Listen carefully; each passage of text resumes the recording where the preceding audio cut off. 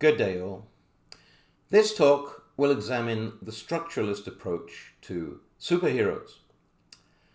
My problem in writing this and my other theory talks was that there is no sociology of superheroes other than that of my own creation. Superheroes have been examined in texts from the perspectives of art, English literature, history, philosophy, psychology, and even political science.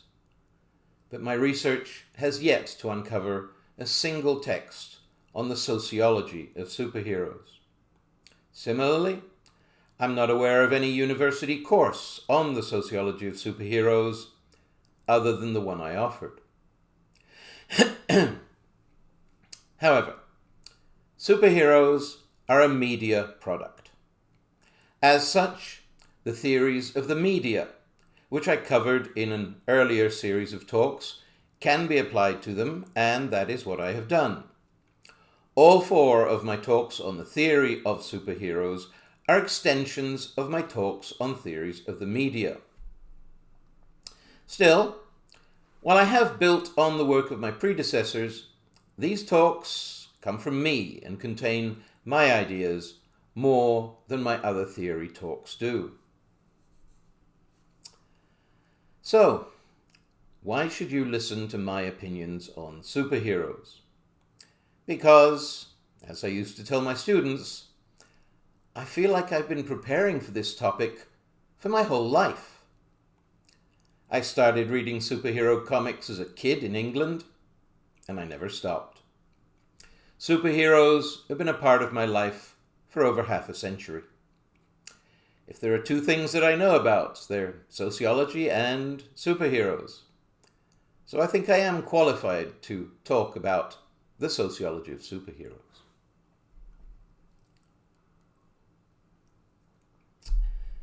In looking at superheroes, I shall locate them in their social context. I shall connect superheroes to the societies that created them. I shall show how beings and events that appear fantastic and impossible are actually reflections and fantasy versions of people and events in the real world. When people make up stories, even the wildest stories, they have to be based on the real world because that's all we know. That is why superheroes are just another way of looking at ourselves. Superheroes may not exist in the real world, but they can still tell us about the real world. The invention can tell us about the inventor. In my talk on the structural functionalist analysis of the media, I said that this approach had identified 5 functions performed by the media: providing information via the news, interpreting information via editorials, entertainment, socialization of the young, and mobilization in support of some person or cause. I shall now examine how superheroes perform each of these functions in turn.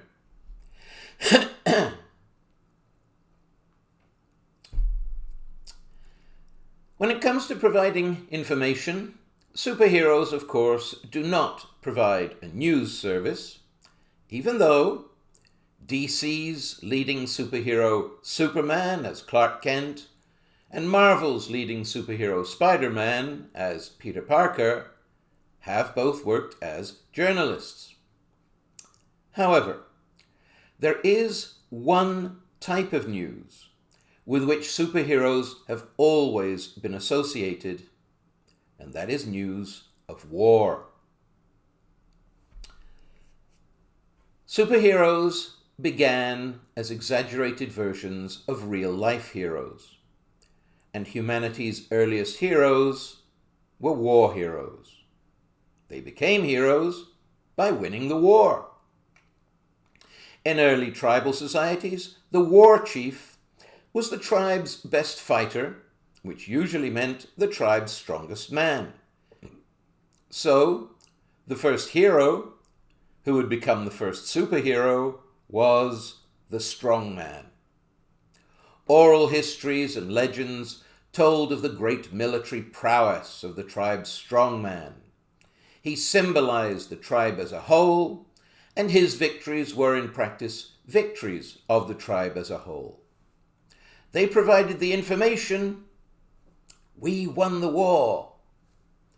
This both strengthened the solidarity and collective will of the tribe and potentially put fear into the hearts of their enemies. As tribes grew into nations, wars took place between large armies, and the best leader was no longer the strongest man, but the one with the best understanding of military tactics and strategic planning. So, the strong man gave way to the wise man. The strong man and the wise man have become cultural archetypes which have endured for thousands of years, and to this day, as we shall see in my historical talks, they remain by far the most common superheroes.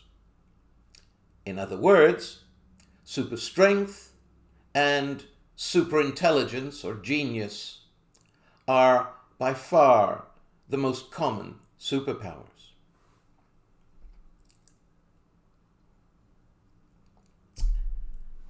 In agricultural societies, it was often a short step from war hero to king. If a wise man could successfully run the army, then he could successfully run the government. Military leaders commonly had political aspirations. However, becoming king by any means other than inheritance required drumming up popular support. This was done by creating a media campaign which turned the war hero into a superhero in the public's eyes. Since military leaders had the pick of the booty they plundered from their defeated foes, they could afford to commission artists to do this. Oral histories were turned into written legends by writers like Homer, who made Odysseus into a superhero in the Iliad and the Odyssey. However, since most people couldn't read, a greater impact was made by the visual arts. Statues and busts of the hero were made, generally presenting him in idealized terms as more handsome and with bigger muscles than in real life. Plays, such as the Greek tragedies written by Sophocles, Euripides, and Aeschylus, centered on military campaigns and their leaders. Portraits were painted of the heroes, and these were sometimes expanded into large-scale depictions of some turning point in the battle or of the enemy's surrender. These, in turn, expanded into the type of art which has become most associated with superheroes: sequential art, which is art that appears in a sequence of panels. Today, sequential art most commonly appears in comic books and graphic novels, but originally it appeared as either painted murals or carvings.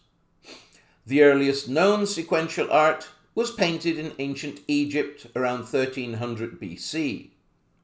Some of this art depicted people at work or in religious observances, but the most common topic was battle scenes. Sequential art allowed the depiction of a series of key battle scenes, and so allowed the story of the war to be told in pictorial terms which anyone could understand.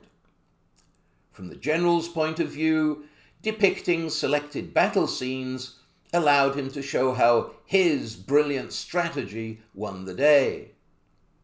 Similar art has been commissioned by military aristocracies the world over, from medieval Japan to the Mayans of Latin America. This art contributed to the legends that grew up around early superheroes.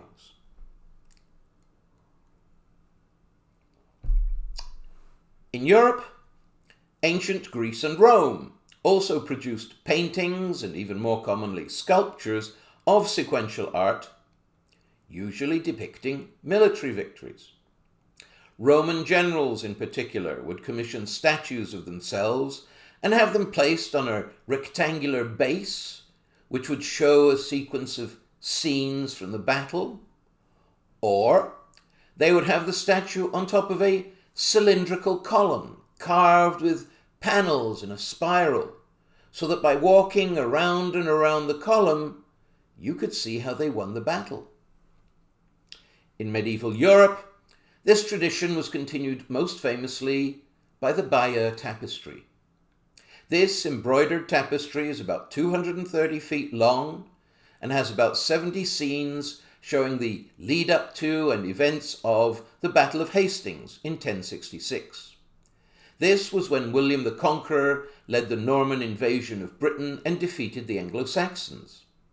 This historic victory over 1,000 years ago was the last time that Britain was successfully invaded. So, sequential art has been turning war heroes into superheroes for thousands of years. Modern superheroes have maintained this ancient military connection. Some have origin stories which show that they were originally intended to be super soldiers, such as Captain America, Wonder Woman, Wolverine, and Deadpool. More broadly, modern superhero stories, while ignoring most real-world social developments, still incorporate real-life wars into their storylines. Captain America and Wonder Woman, among other superheroes, entered World War II to fight the Nazis. Iron Man was born in the Vietnam War in the 60s, and this was updated to the first Gulf War in the 90s and the war in Afghanistan in the 2000s. The terrorist attacks of 9/11/2001 brought the war on terror to superhero comics, with Spider-Man famously depicted swinging through the ruins of the World Trade Center. While superheroes' involvement in these events is, of course, fictional, the wars they depict are very real.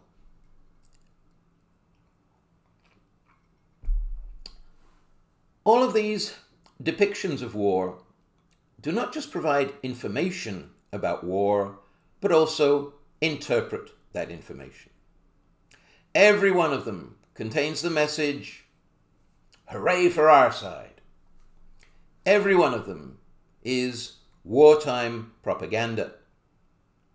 Superheroes contribute to this patriotic sentiment because, as I just said, they symbolize strength and wisdom.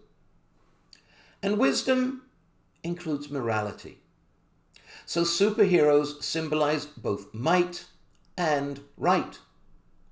Superman, the greatest superhero of them all, is known both for his great strength and for his high moral standards. This is why he's been nicknamed the Big Blue Boy Scout. The side with the superheroes in a war has both might and right on its side, and so it is bound to win. For example, modern superheroes raised the morale of US troops in World War II, among whom superhero comics were very popular. So, for thousands of years, superhero stories have provided information about wars and provided patriotic interpretations of that information. Moving on, superheroes most obviously perform the social function of entertainment. This is true of both ancient and modern superheroes. Superheroes were invented before writing. And before there was writing, there was oral history. The word history means his story, because early tribal history consisted of stories told around the campfire.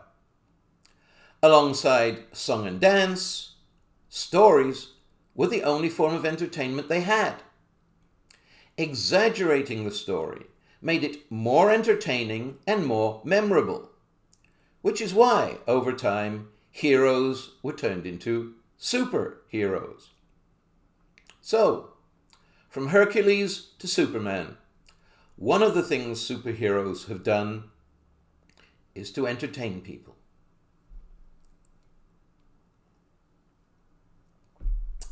However, when superheroes first appeared in comic books, this was considered a very inferior and immature form of entertainment.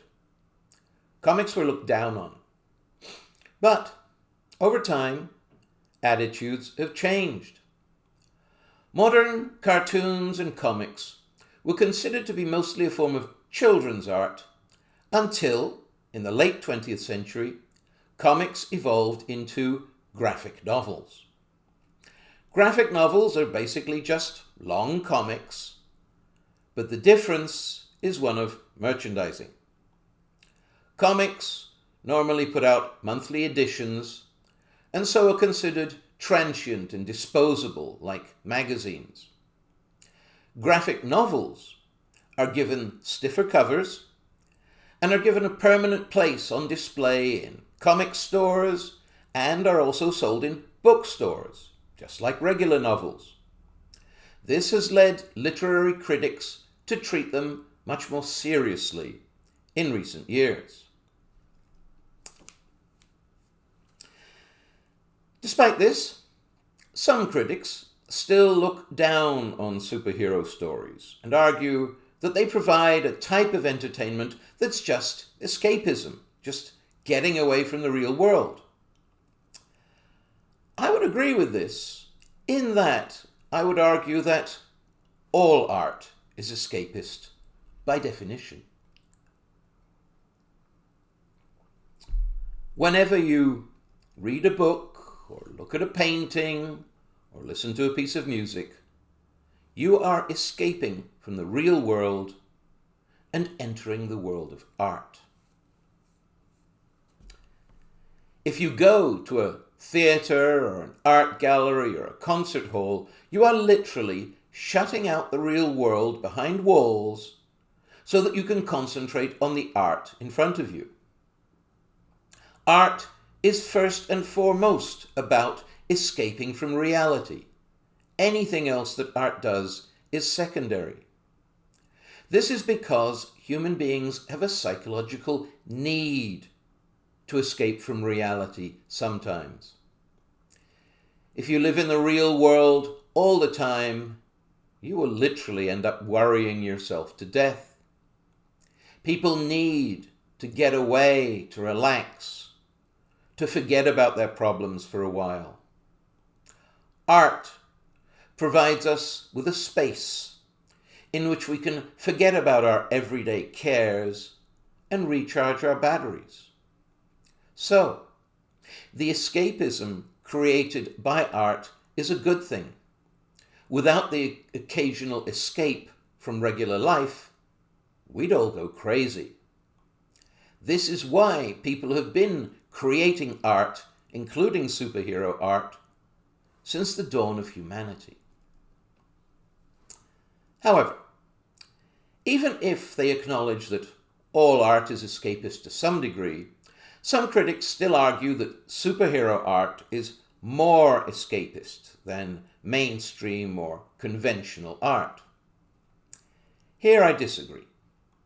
I would argue that the most escapist art is abstract art, which includes both abstract painting and instrumental music. Abstract art is the most escapist art because it is literally meaningless. Life is about meaning, but art is about beauty. Art does not have to mean anything to be beautiful. Abstract painting is just pretty colors and shapes. They're not supposed to mean anything. Instrumental music is just pretty sounds and musical notes. It doesn't mean anything. If you add words and turn music into song, then you're adding meaning, because words always mean something. But musical notes do not. So I would argue that the most escapist artists are musicians, especially classical instrumental musicians like Beethoven. If you listen to Beethoven and you really get into it, then you forget about the whole world. You're not thinking about anything. All you're doing is drifting with the music. This is pure escapism. And yet, Beethoven and classical musicians like him are considered to be among the greatest artists of all time. So clearly, escapist art can still be great art. Similarly, if we compare superhero fiction to mainstream fiction, I do not see it as escaping reality, but only as looking at reality in a different way. All fiction, by definition, takes you out of the real world and into a fictional, not real world. Do superhero and science fiction stories take you into a world that is more fictional or more escapist than, say, detective stories or love stories? I would argue that they do not. I would argue that every genre of fiction simply has its own way of reflecting the real world. Every artist has to begin with the real world and then use their imagination to take the next step. All art is simply a reflection and a transformation of the real world.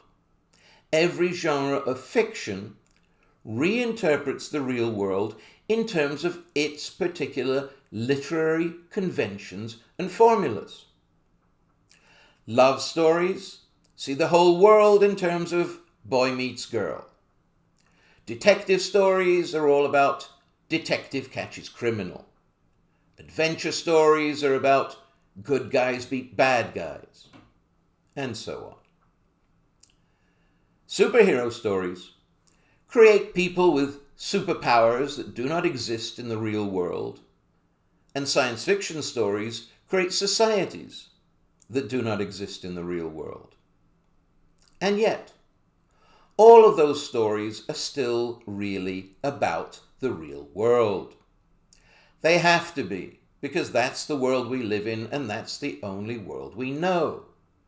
In practice, superheroes are no more capable of escaping the real world than any other fictional characters. All forms of fiction reflect the society in which they were created. Every writer is a member of society, and that society is going to shape how they think and how they write. Superheroes and aliens are just people who've been exaggerated and distorted so as to bring out certain human attributes. Monsters embody our bad attributes. Superheroes embody our good attributes. But in the end, we're still just talking about people. Superhero stories make their point through exaggeration. They create characters who are larger than life, because sometimes that's the only way to get people to pay attention.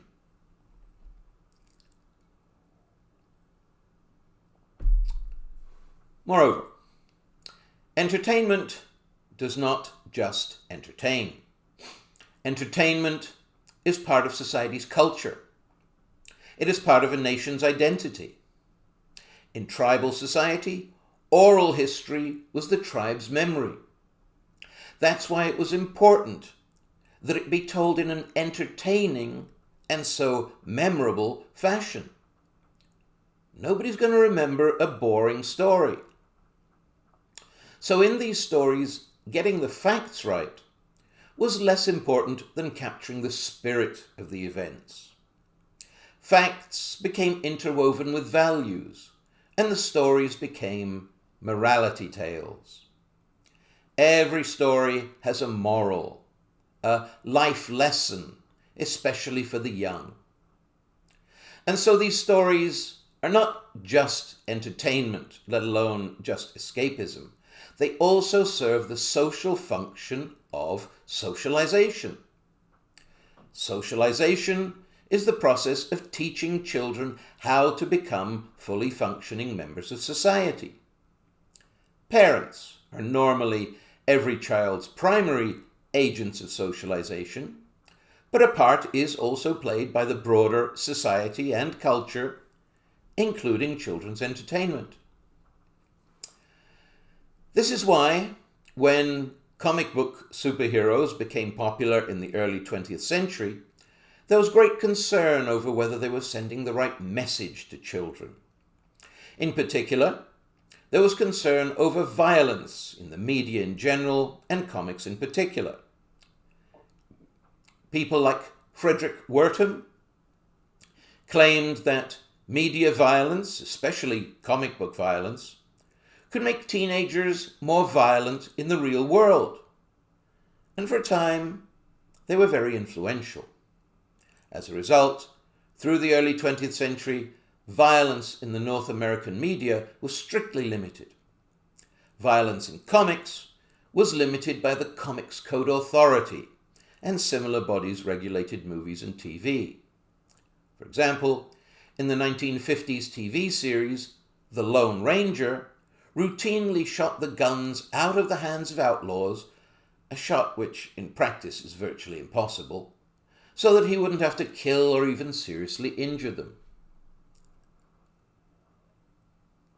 However, in the late 20th century, as I said in my talk on structuralist theories of the media, studies increasingly came to the conclusion that the media are not as influential as was previously thought.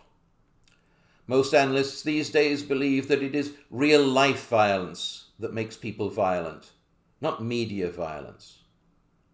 Watching dad get drunk and beat up mom, getting beaten up yourself, getting into a street gang rumble, or even going to war. These are real-life traumatic experiences that can trigger a cycle of violence. If others are violent towards you, you're violent towards others. Media violence does not have that effect because media violence is not traumatic. On the contrary, it's entertainment. It's fun. Media violence can maybe scare you or disgust you for a moment, but it doesn't have any lasting emotional impact because it's not really happening to you. No one has ever been emotionally scarred for life by a comic book the way they might be by a physical beating.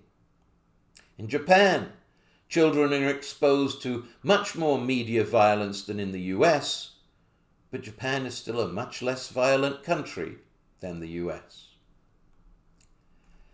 As restrictions on the media liberalized in the late 20th century, violence in North American TV and movies grew steadily, becoming ever more graphic.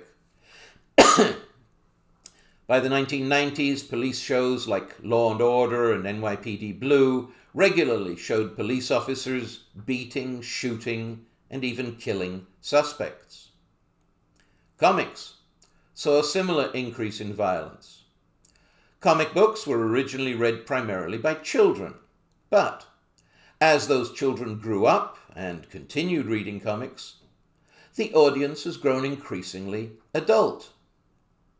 This has created a problem for comics, providing material that will interest adults, but that is still appropriate for children. Comics have had to deal with the question, how much violence is too much violence?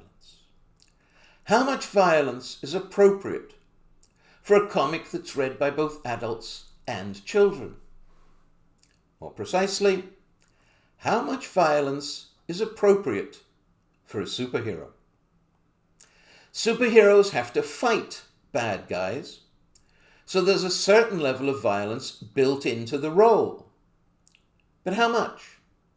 Is it socially acceptable for superheroes to torture criminals or even kill them? Superheroes serve as social role models, especially for children, and so they have to wrestle with the morality of this issue. To kill or not to kill? That is the ultimate question. In practice, comics that are still geared more towards children tend to have superheroes that do not kill, like Superman, while comics geared more towards adults tend to have superheroes that do kill, like the Punisher. But whichever way they fall, all superheroes have to address this issue and justify their decision.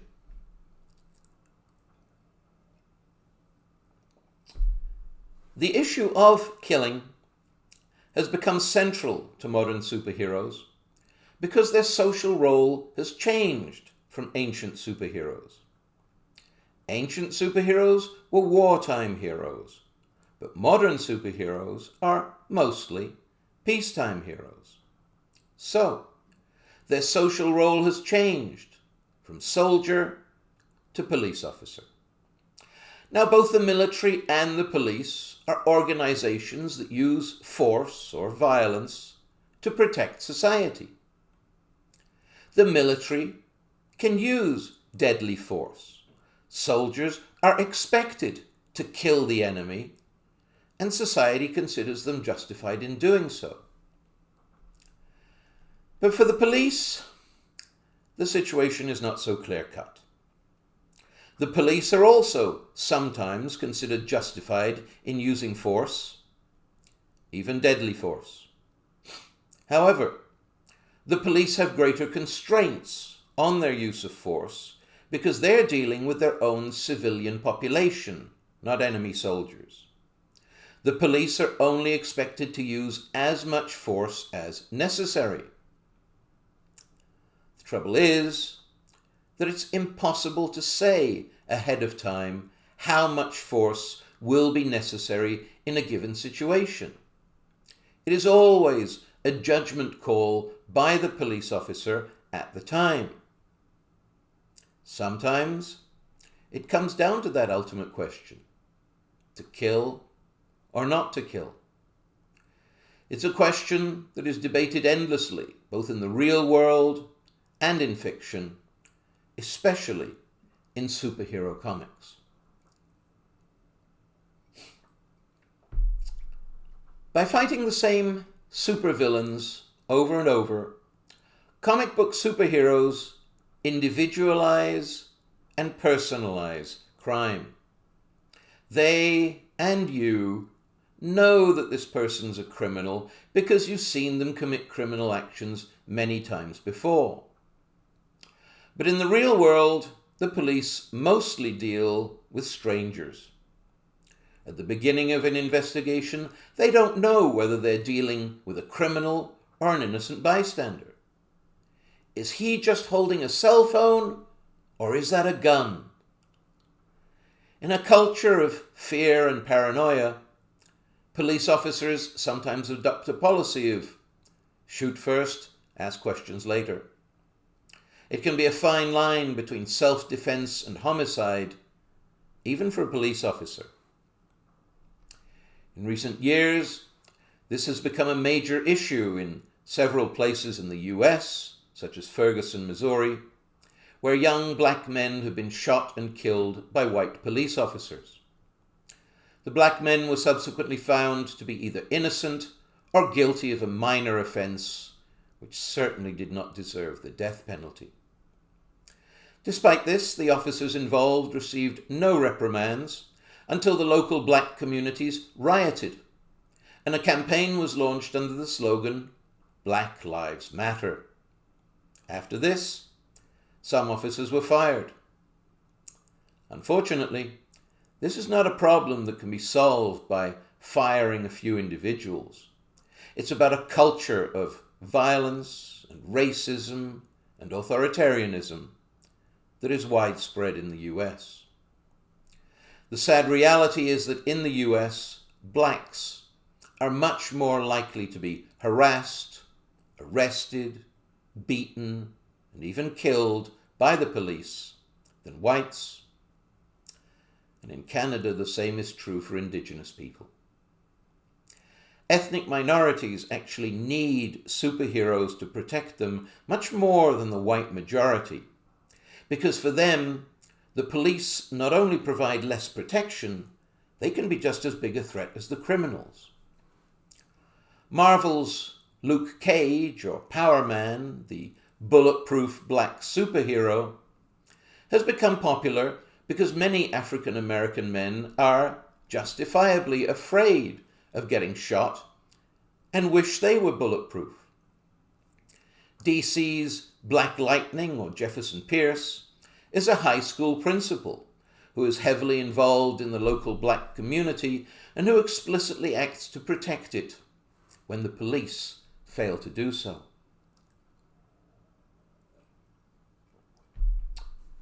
Superheroes take this issue to the next level of controversy because they're not police officers, they're ultimately vigilantes. They operate with varying degrees of cooperation or antagonism from the police, but still they have no official positions and are not officers of the law. Nevertheless, nobody really has a problem with them roughing up criminals a bit as long as they eventually hand them over to the law. But the question of whether superheroes should kill or not is one that comics have gone back and forth on ever since the 1930s. Superman remains the big blue Boy Scout. He doesn't kill. Punisher, on the other hand, has no interest in sending criminals to prison. His mission is to kill them.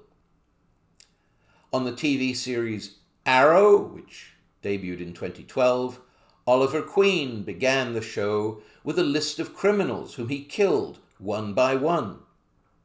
At this time, he was simply referred to as the Vigilante.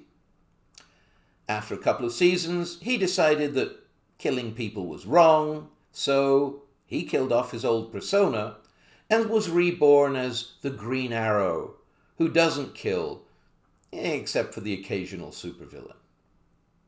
This model, where an initial desire for deadly vengeance becomes a more humane desire for justice, has been used with many superheroes, from Batman to Spawn. This again shows that comics are part of the US's popular culture, in which it is constantly presented that there's a fine line between justice and revenge. This is a model that has made the US justice system both more violent and more focused on punishment than on rehabilitation. Heroes who kill are sometimes referred to as anti-heroes. An anti-hero is not a villain because he is fighting not for selfish reasons, but in a good cause. He simply decided that when fighting crime, the only practical option is to fight fire with fire, meaning fight gunfire with gunfire. If criminals are going to shoot at you, then you have to shoot back. And if they get killed, so be it. Anti-heroes are protagonists who make no claim to be nice people or to provide a good moral example. They simply claim that they're doing what needs to be done. For example, Frank Miller's graphic novel Batman: The Dark Knight Returns poses this moral dilemma.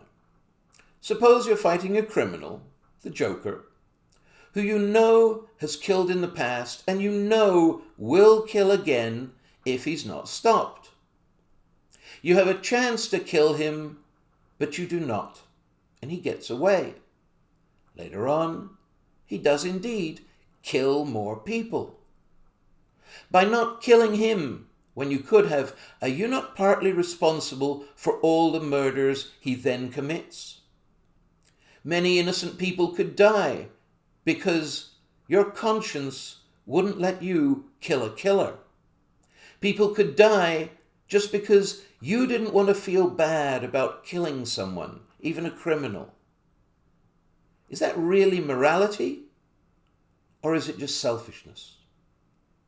The anti-hero says that sometimes we need a hero who's willing to get his hands dirty. So, do the ends justify the means? Are we justified in torturing and killing if it's in a good cause? The answer to that seems to be yes in the fictional world, but no in the real world. James Bond famously has a license to kill, but no such license really exists. Popular culture is full of heroes who kill bad guys, and millions of people happily watch them do so. Most people have no problem with heroes who kill, as long as they have a good reason or justification for their actions. Valid justifications for killing include self-defense, defense of others, upholding the law, and revenge. However, we hold people in the real world to different standards than fictional characters. A recent survey found that about 90% of people consider it more wrong to do something harmful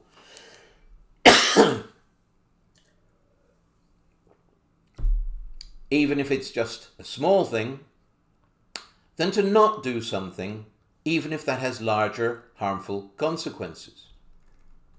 This has been termed the act omission effect. You're expected to take more moral responsibility for your actions than for your omissions, meaning for what you do than for what you do not do. Batman eventually takes advantage of this. He doesn't kill the Joker, but he also doesn't save him when he gets himself into a deadly situation.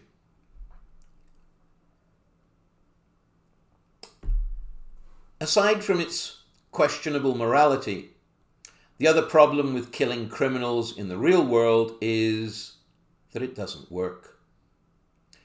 As I said, comics individualize crime by providing recurring supervillains. So if you kill the supervillain, you end the threat that they pose to society. But in the real world, crime is not an individual phenomenon, it is a social phenomenon. And there are no individual solutions to social problems. For example, the police spend a lot of time and money arresting or killing drug dealers. But the illegal drug trade is an international business employing millions of people worldwide.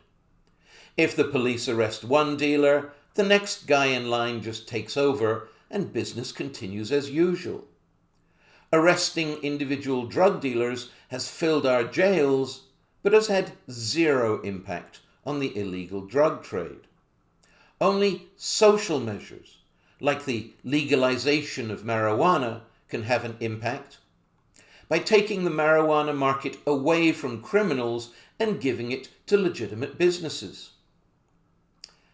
As for street homicides, they are primarily caused by social problems like poverty, unemployment, discrimination, poor education, and lack of legitimate opportunities which force people into crime. The way to reduce violent crime is to provide jobs and social programs which address these causes of crime. But you could kill a whole generation of criminals, and if the social problems stayed the same, then a whole new generation would swiftly take their place. Similarly, killing terrorists doesn't work. Yes, if you kill a terrorist, he's not going to hurt anyone else.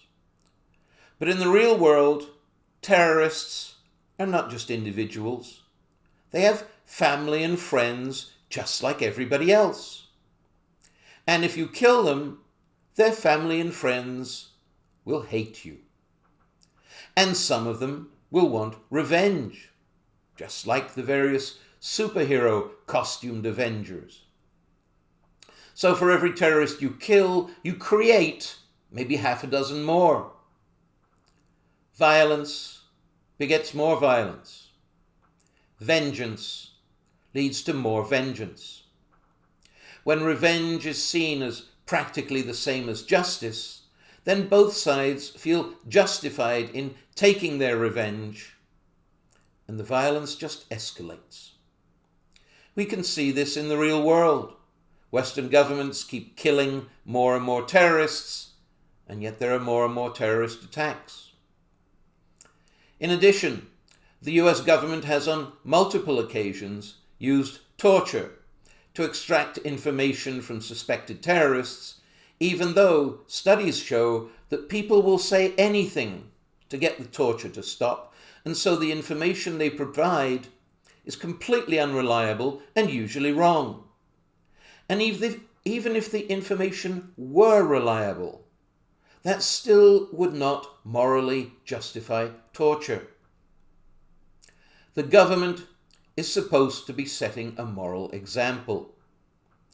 If a government can legalize torture, then it can legalize any act of violence or brutality. I would argue that the US is never going to become a less violent society as long as the American people can see their government using violence on a regular basis. As I've said, real-life violence has a much bigger emotional impact on people than fictional violence. One of the things we shall see in our history talks is that US superhero comics have shown steadily declining support for the military initiatives of the US government. World War II had the full support of comics. A number of superheroes went to war, and the Nazis still get periodically recycled as the ultimate bad guys. The Vietnam War was supported by superhero comics for a few years, but then they turned against it. And the War on Terror was supported for just a few months and then abandoned. These wars are just the tip of the iceberg. Since it became the world's #1 superpower after World War II, the US has used its military might on a global scale, starting wars and revolutions, invading countries, overthrowing governments, assassinating foreign leaders, torturing suspects, and engaging in secret so-called black ops, where the rule of law has been effectively suspended. Media analyst Anthony Spanakos has argued that as the US public has become increasingly aware of all this, it has led to a widespread loss of faith in the US government in general and the US military in particular. He argues that this can be seen, for example, in the recent Iron Man and Hulk movies, which portray the US military in mostly negative terms. Despite the efforts of bodies like the Comics Code Authority to make superheroes respectful of established authority, the US public's dissatisfaction with its government still comes across. By contrast, Japanese superhero comics, or manga, generally portray the Japanese government positively. This is because, since its defeat in World War II, the Japanese government has abandoned militarism and has instead adopted policies promoting peace and economic development, which have brought Japan great prosperity. In Britain, James Bond works for the government, and Doctor Who periodically works with the government. So, although superheroes do always, to some extent, usurp the role of the state, for example by taking over for the police, they are not necessarily anti-state. Superheroes are a part of popular culture. As such, they reflect society's attitudes towards their government. If US superheroes display greater distrust and hostility towards their government than those of other countries, then this tells us that the US government has given its people greater cause to feel that way than other governments. Ancient superheroes usually ended up becoming the king or government, but modern superheroes have a much more love-hate relationship with modern government.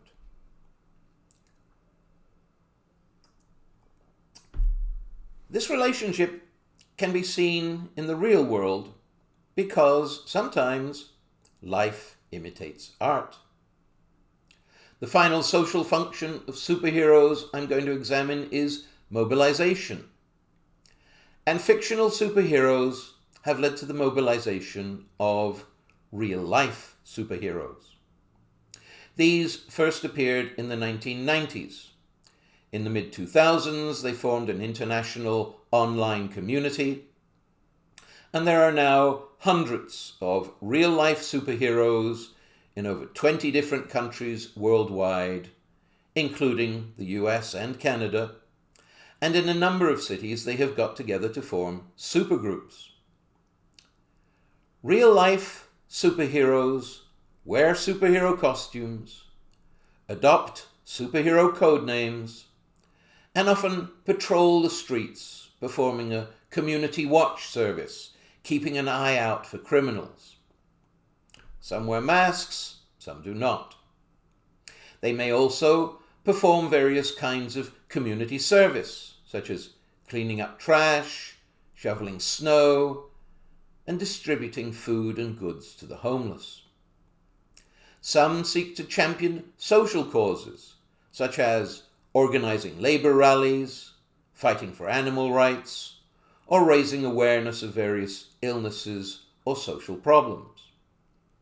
For example, in the US, Alain Robert, aka the Human Spider, has climbed skyscrapers to unfurl banners about global warming.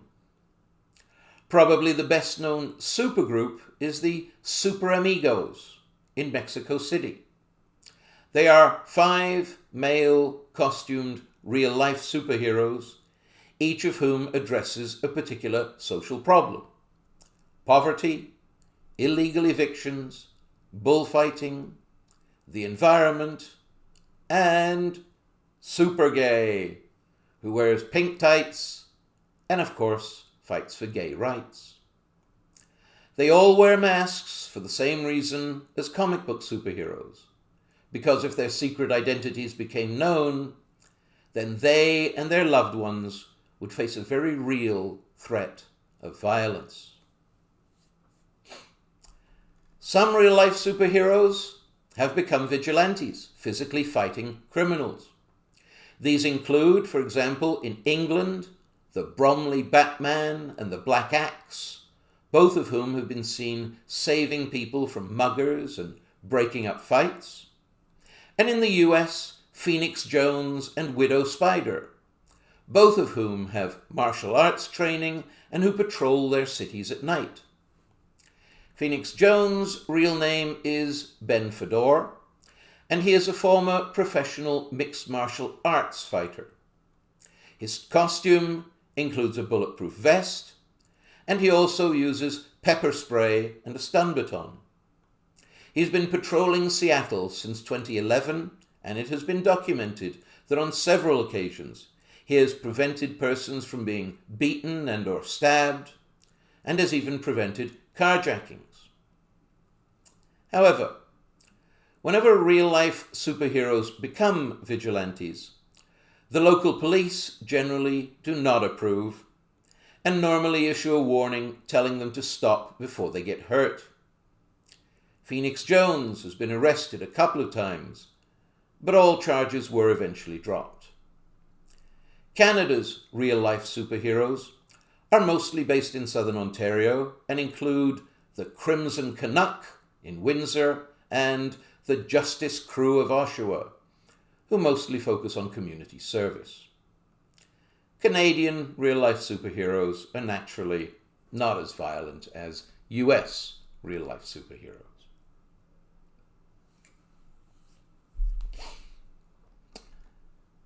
Real-life superheroes are a real-life social movement. It is a movement that has now been around for about 30 years, and in those 30 years it has grown slowly but steadily. More and more people, apparently, feel comfortable going out in public, wearing a strange costume, and doing good deeds for random strangers, even to the extent of risking injury or even death. Superheroes have become such a part of our culture that some real-life people identify with them and with the positive values that they stand for. However, the police have argued that a masked, costumed person appearing suddenly in a situation of violence and confronting excited or intoxicated people is likely to antagonize them and only lead to more violence. Real-life superheroes argue, on the other hand, that everybody knows who superheroes are and what they do, so the costume helps others to accept them in their role. The costume identifies them as auxiliary police officers in a way that ordinary street clothes could not. The police have also argued that real-life superheroes should not intervene in situations they don't fully understand. Real-life superheroes reply that when they see one man being beaten up by 3 or 4 others, the situation is pretty easy to understand. They also say that it's all very well to say that criminals should be left to the police to handle, but in reality, the police cannot be everywhere. Modern cities contain countless dark alleys that the police cannot patrol, but that real-life superheroes can. There are already a number of people who have been saved from injury and possibly even death by real-life superheroes because the police just were not there.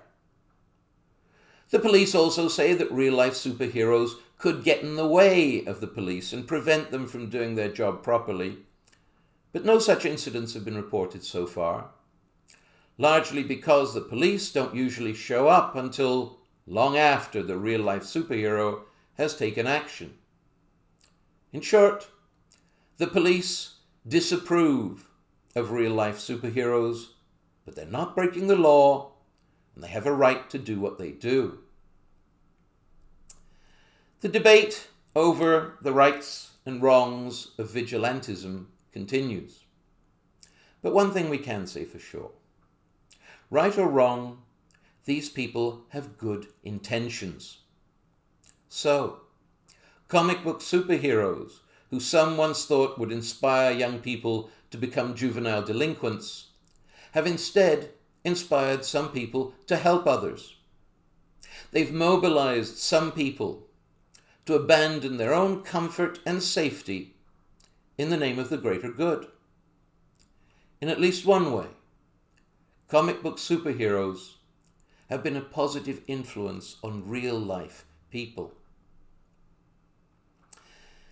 That concludes what I have to say on the social functions of superheroes and the structuralist approach to superheroes. A transcript of this talk is available if you're interested. Good day.